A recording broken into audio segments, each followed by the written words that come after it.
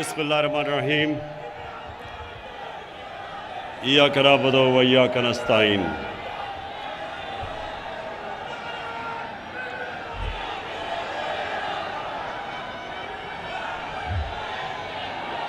सबसे पहले खामोशी, खामोशी। अहम बातें करनी है आप सबसे, ज़रा आराम से, आराम से, आराम से। मुझे अंदाज़ा है आपके जोश और जुनून का, लेकिन थोड़ी सी खामोशी ताकि मेरी आप बातें सुने। अली ज़ैदी, सबसे पहले आपको और आपकी टीम को, जो अभी आपने सिंध का दौरा किया, मैं आपको खराज तहसीन पेश करता हूं। हमें सबको आपके दौरे से एक चीज वाज़ेह हो गई कि सारे पाकिस्तान में जो खित्ता सबसे ज्यादा तब्दीली चाहता है वो सिंध है।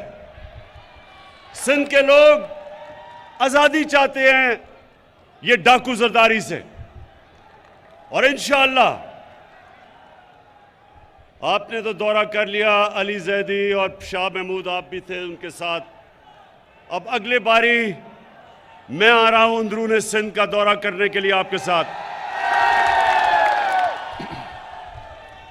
मेरी अब मिशन है कि जो जुल्म सिंध के लोगों से हो रहा है, ये जो 14 साल जरदारी माफिया ने सिंध के साथ किया है, मैं सिंध, अंदरूनी सिंध के लोगों को खास तौर पे आज पैगाम देना चाहता हूं कि आज़ादी का वक्त इंशाअल्लाह आ गया है। उसके बाद कराची के लोग, कराची के लोगों के लिए एक तो मैं आप सबको KCR की मुबारक देता हूं,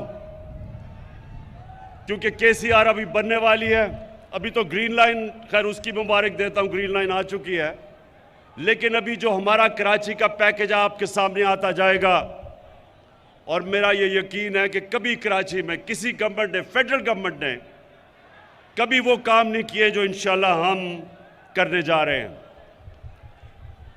मुझे अपनी कौम का शुक्रिया अदा करना चाहता हूं कि पाकिस्तान की तारीख का सबसे ज़्यादा टैक्स उन्होंने हमारी हुकूमत को दिया, रिकॉर्ड टैक्स कलेक्शन की, और उसकी वजह से हमें तौफीक मिली कि हम अपनी आवाम के ऊपर बोझ कम करें।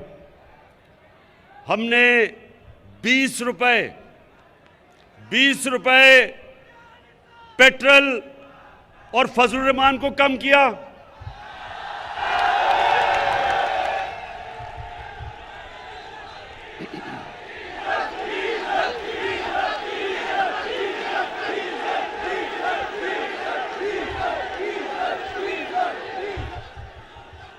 डीजल सस्ता किया, 5 रुपए यूनिट बिजली सस्ती की, जब दुनिया में दोनों की कीमतें ऊपर जा रही हैं। आज आपको हैरत होगी ये सुन के कि पाकिस्तान में पेट्रोल और फजलुर रहमान दुबई से ज्यादा सस्ता है। दुबई में अपनी उनकी जमीन से तेल निकलता है, पाकिस्तान इंपोर्ट करता है। उसके बावजूद, क्योंकि मेरी कौम ने मुझे रिकॉर्ड टैक्स दिया, मैंने उसका टैक्स का फायदा अपनी कौम को पहुंचाया और महंगाई से आपको बचाया। और उसके अलावा अल्लाह का शुक्र है कि हमारा मुल्क सही रास्ते पे निकल गया है। जब तक एक मुल्क की एक्सपोर्ट्स नहीं बढ़ती, मुल्क की दौलत में इजाफा नहीं होता, तो पाकिस्तान की तारीख में सबसे ज्यादा एक्सपोर्ट्स, सबसे ज्यादा टैक्स कलेक्शन, सबसे ज्यादा रेमिटेंसेस और 4 फसलों की सबसे ज्यादा पैदावार हमारे दौर में पिछले साल हुआ। तो तो अल्लाह का शुक्र है कि हमारा मुल्क सही रास्ते पे निकल गया, और शायद इसीलिए ये जो डाकुओं का गुलदस्ता है, इनको खौफ आना शुरू हो गया है कि ये हर मुश्किल से ये गवर्नमेंट निकलती गई। पहले दिवालिया वाली हुकूमत मिली, बैंकरप्ट, उससे मुल्क को बचा लिया। फिर सदी में एक दफा इतना बड़ा बुरहान आता है जो कोरोना वायरस का आया, अल्लाह ने उसे हमें निकाल दिया। उसके बाद अफगानिस्तान का मसला आया, उसकी वजह से या डॉलर के ऊपर प्रेशर पड़ा, क्योंकि डॉलर उधर जाना शुरू हो गया अफगानिस्तान की फिजा की वजह से, कि एक खौफ था लोगों को कि हालात क्या बिगड़ेंगे। डॉलर लिए लोगों ने, तो यहाँ प्रेशर पड़ा हमारे पे, उससे अल्लाह ने हमें बचाया। फिर अब यूक्रेन, इसकी वजह से और ज़्यादा गंदम ऊपर, तेल ऊपर, कोयला ऊपर, गैस ऊपर। लेकिन अल्लाह का करम है कि मैंने अपनी कौम को इन सारी चीज़ों से बचाया है।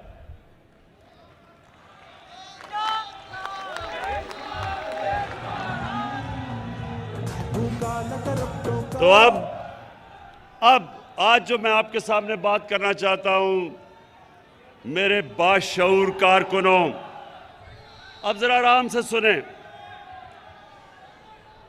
इन्होंने अदम एतमाद की तहरीक चलाई। अदम एतमाद का इन्होंने असेंबली के अंदर हमारे खिलाफ दर्ज कर दिया।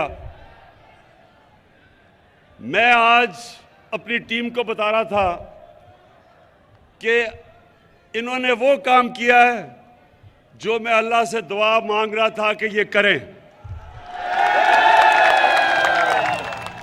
असल में सुने देखिए, एक कहावत है कि जब गीदड़ की मौत आती है तो वो शहर की तरफ भागता है। तो ये चोरों के टोले की जो इंशाअल्लाह, मैं ऊपर वाले के ऊपर इत्मीनान है, इनकी जो सियासी मौत आई है, इन्होंने अदम एतमाद कर दिया है।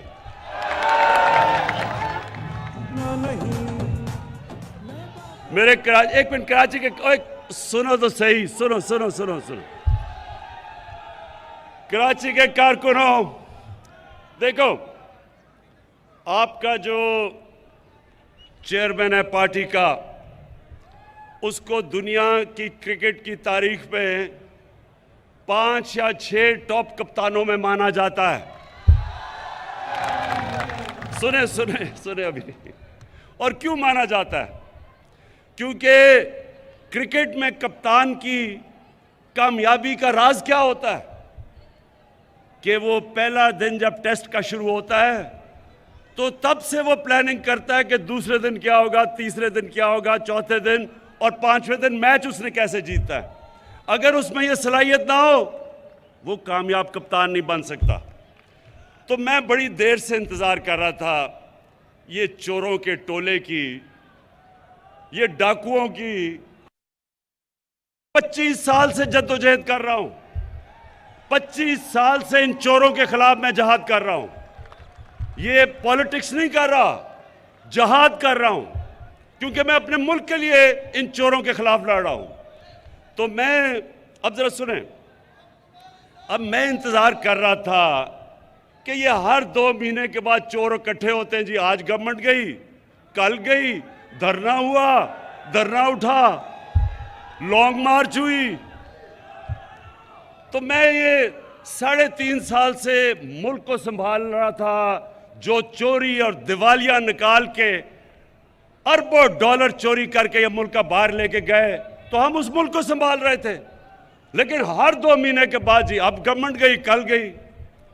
तो मैं सोच रहा था कि अल्लाह, ये किसी तरह ना इनकी गर्दन मेरे हाथ में किसी तरह आ जाए। तो अब अल्लाह सुने तो सही।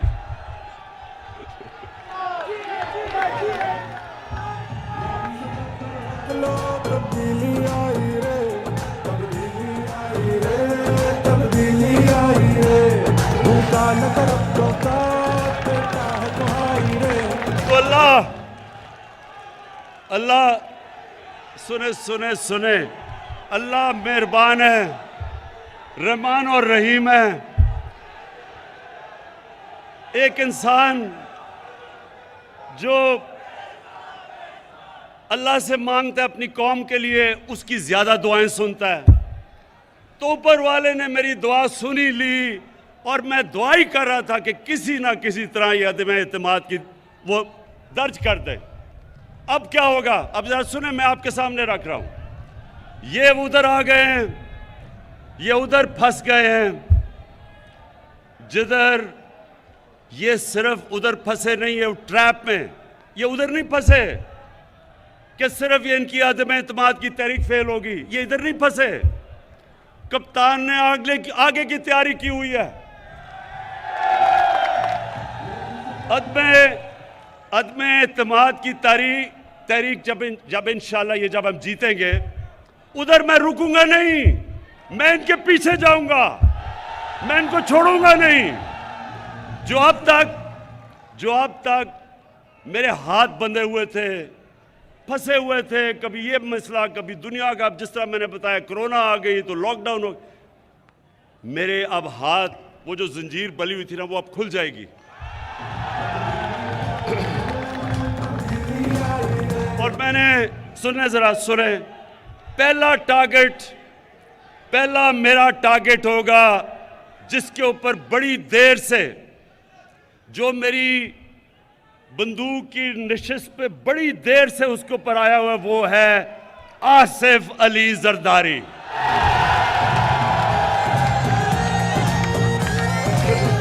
ये आदमी, ये जालिम आदमी जो पुलिस को इस्तेमाल करता है, लोगों को मरवाता है, गुंडों को इस्तेमाल करता है, जुल्म करता है, चोरी करता है। जरदारी सिस्टम में ये हर चीज के ऊपर कमीशन खाता है, सारी दुनिया में बाहर पैसा भेजता है। आसिफ जरदारी, तुम्हारा वक्त आ गया। अब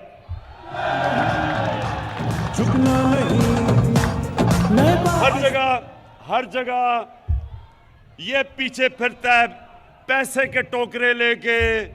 20-20 करोड़ की इसने रकम हमारे लोगों को खरीदने के लिए रखी हुई है। मुझे एक आदमी ने, मेरे मेहमान ने कल आके बताया, जी मुझे उन्होंने 20 करोड़ रुपया ऑफर किया। मैंने कहा ले लेता, पकड़ लो पैसे, हराम का पैसा पकड़ लो, और उसके बाद कोई पनाहगाह खोल देना, कोई लंगर खोल देना, कोई यतीम खाना खोल देना, सवाब मिलेगा तुम्हें।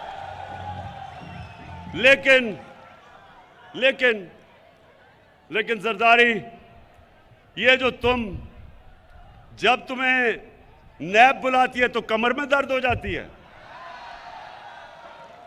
दूसरी तरफ आपने देखा होगा मकसूद चपड़ासी वाला। कौन है वो मकसूद चपड़ासी वाला? मकसूद चपड़ासी वाला शोबाज, जूते पॉलिश करने वाला, बूट पॉलिश करने वाला, वो इसके साथ मिल गया है, क्योंकि उसको पता चल गया है कि वक्त आ गया है। अब वो जो खींचता गया है, जी मेरी हर रोज जब केस हो, मुझे कभी कोरोना हो जाता है, कभी उसका वकील नहीं आता, कभी कमर में दर्द हो जाती है। लेकिन मकसूद चपड़ासी वाला, तुम्हारा टाइम भी आ गया है। तुम्हें पता है कि अगले 3 महीने के बाद तुम पूरी तरह जेल में डालोगे, और जो तुमने अरबों रुपया इस मुल्क के बाहर, अपने बेटे को बाहर बैठाया हुआ है, अपने दामाद को बाहर बैठाया हुआ है, फिक्र ना करो, उनको से पैसा हम वापस लाके बिजली की कीमत और कम करेंगे।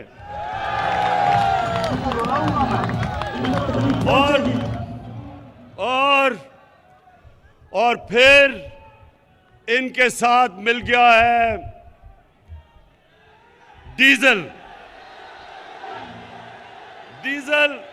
सुने जरा, अब ये सुने, अब इन तीनों की शक्लें देखो, ये निकले क्यों हैं? मुल्क को बचाने के लिए।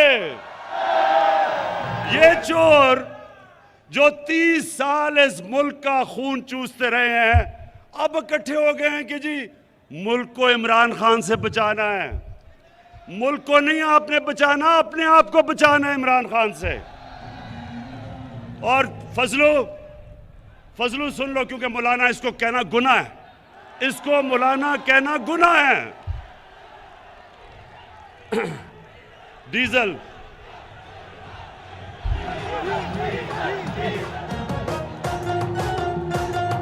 मैं देखें, इज्जत जिल्लत ऊपर वाला देता है। अब देखें, एक दीनी आदमी, जो कभी भी दीनी आदमी को तो अल्लाह की वो बातें करता है, अल्लाह को तो उसको इज्जत देनी चाहिए। इसका नाम लो तो लोग डीजल डीजल की आवाजें लगा देते हैं, शर्म की बात है। तो फजलू, मिस्टर डीजल, तुम भी तैयार हो जाओ। इसने कहा, जब इसको नैब ने बुलाया, इसके पास अरबों रुपए के असासे हैं, पता नहीं किधर से आए, क्योंकि काम तो ये कोई करता ही नहीं है। तो जब नैब ने इसको बुलाया तो कहता मैं 2000 लोग लेके चला जाऊंगा। नैब को डरा दिया इसने। फजलू, तैयार हो जाओ, ये जब फेल होगी, ये जब आपकी फेल होगी और इंशाल्लाह होगी, तो उसके बाद अगर 2000 लोग तुम नैब के बाहर लेके आओगे, 1 लाख लोग मैं लेके आऊंगा।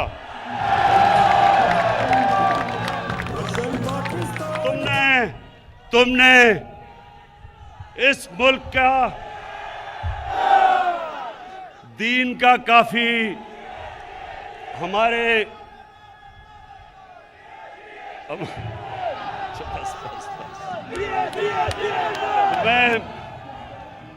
मैं अभी सुने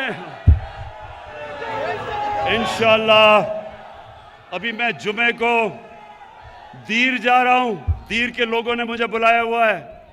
इतवार को मैं पंजाब में हाफजाबाद जा रहा हूं। मैं अपनी कौम को, सारी कौम को बताऊंगा कि ये जो चोरों का टोला है, इसके खिलाफ जंग इमरान खान अकेले की नहीं है, हर बच्चे बच्चे की जंग है इन चोरों के खिलाफ।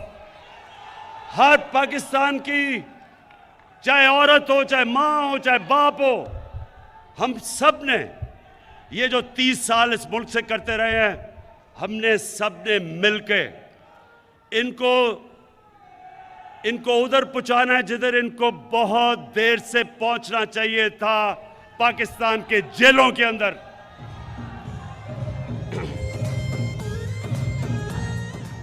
और आसिफ जरदारी, और खुदा का वास्ता है, ये अपने बेटे को खुदा के वास्ते उर्दू तो सिखा दो।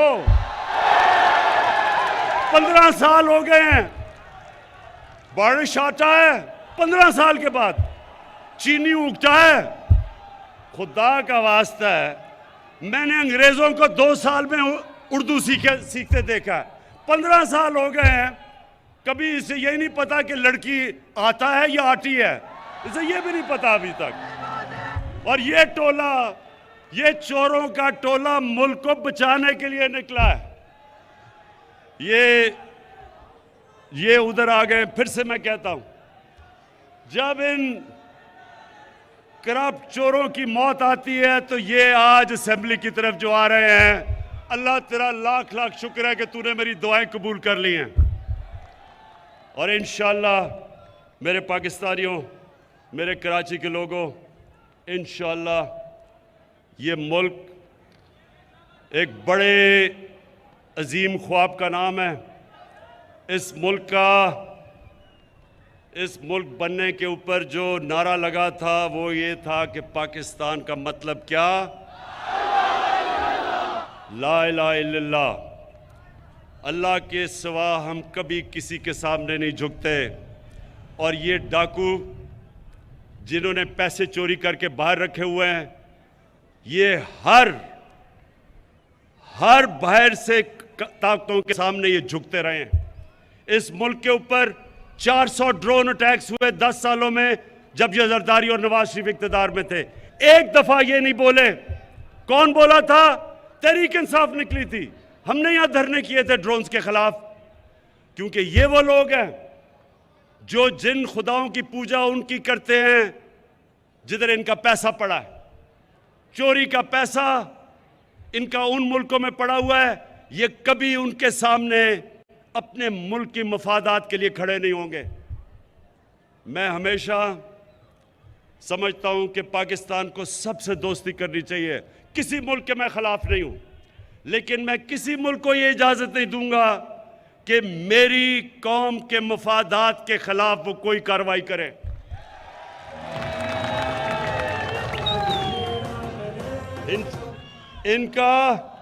इनका जिनका पैसा बाहर पड़ा है, ये आज बड़ा बोल रहे हैं जी, ओहो इमरान खान ने यूरोपियन यूनियन के ऊपर कुछ कह दिया। मैंने कुछ नहीं कहा, मैंने सिर्फ उनको याद कराया है कि जब हमने आपके साथ आपकी जंग में शिरकत की थी, हमारे 80,000 लोगों ने कुर्बानियां दी थी।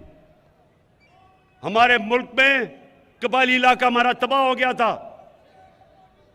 हमारे लोगों ने नकल मकानी की थी, 35 लाख लोगों ने। मैं इनको सबको याद कराता हूं कि हमने कुर्बानी दी थी। हमारी किसी ने ना अप्रिशिएट किया, ना हमें हमारा शुक्रिया अदा किया। तो आप जब कहते हैं कि आप हम आपके साथ फिर मिल जाएं, मैं सिर्फ तब मिलूंगा जब भी आप अमन के लिए निकलेंगे। मैं अमन के में आपके साथ आऊंगा, लेकिन किसी जंग में आपका साथ नहीं दूंगा। शुक्रिया।